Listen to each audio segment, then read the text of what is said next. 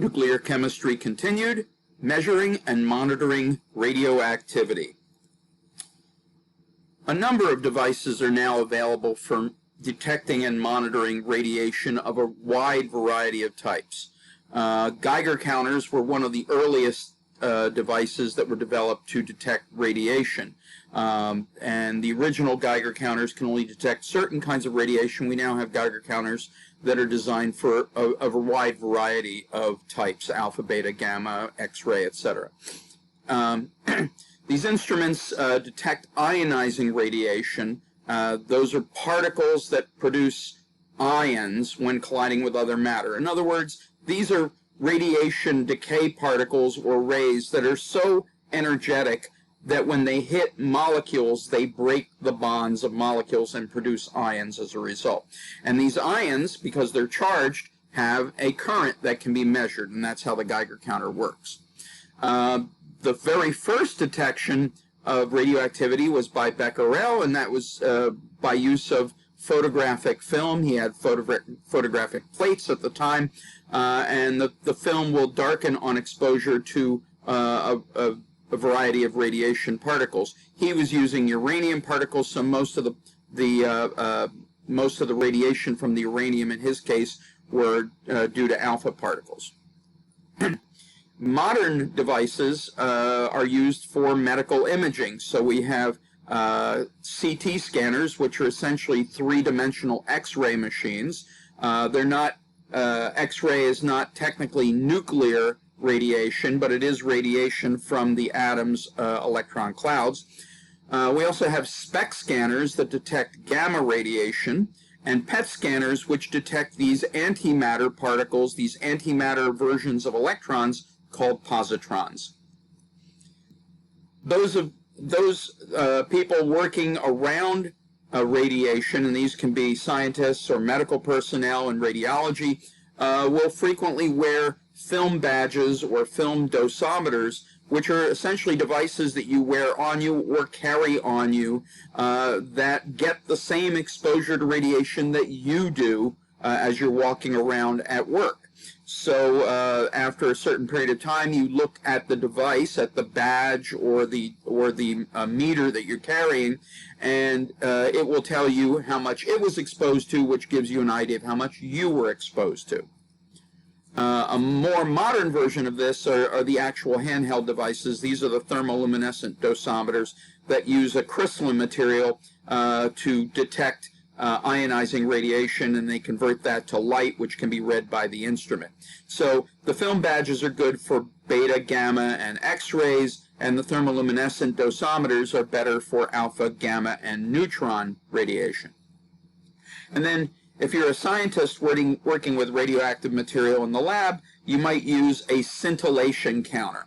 A scintillation counter is a device where you load in vials that have a organic liquid or a crystalline material in it, and that liquid is a material that can convert the ionizing radiation, the actual radioactive particles, into fluorescent light. So when radiation decay particles hit the liquid or the crystal, they will produce fluorescent light, which the detector will measure. So what you do is you take your sample of whatever radiation material you're working with, you put it in the vial with the liquid or the crystal, and whatever radiation comes off of that will produce fluorescence that the scintillation detector will read.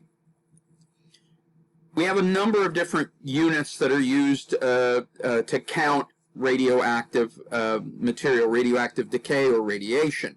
And these radioactive decay particles, the units to measure them, were named after the three people who were credited with discovering radioactivity. Henri Becquerel, who first discovered it in 1896, and then Madame Curie and her husband Pierre Curie, a couple years later, discovered other particles that produced radiation. So Becquerel used uranium, and Madame Curie and Pierre Curie were using radium and polonium. So we have these units. The simplest unit is disintegrations per second, DPS. In other words, how many radioactive particles are released every second. And the Becquerel is exactly 1 DPS. So this unit was named after Henri Becquerel. So 1 becquerel equals 1 DPS, 1 radiation decay per second. People will also use radiation decays or disintegrations per minute, DPMs. These are more common in a lot of laboratories. And then the Curie, which was named after both of the Curies, is a very large unit of radiation.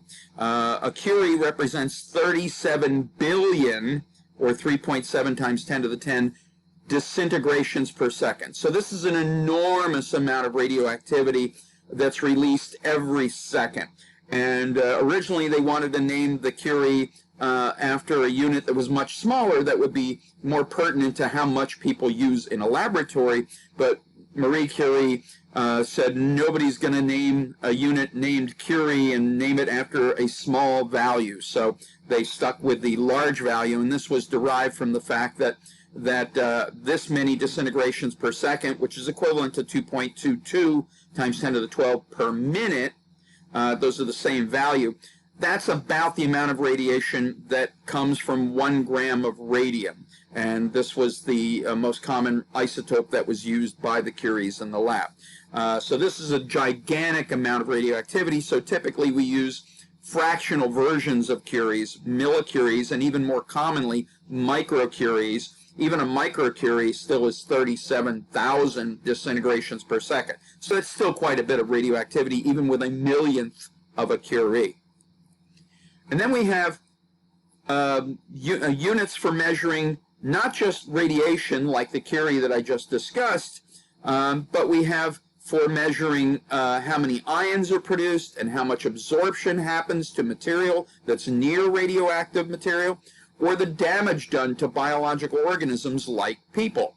So the Roentgen, and you pronounce it Roentgen, this is actually named after the man who discovered X-rays, Wilhelm Roentgen. The Roentgen unit measures the amount of ions produced in the air by both X-rays and gamma radiation. Remember, X-rays and gamma are very high energy light particles that have so much energy that when they hit molecules, they break them up into ions, and those ions can be measured, and they're counted up in units of Roentgens. And a rad is an amount of absorbed radiation dosage. So a rad relates to how much radiation an object or a person or an animal actually receives from the radioactive sample.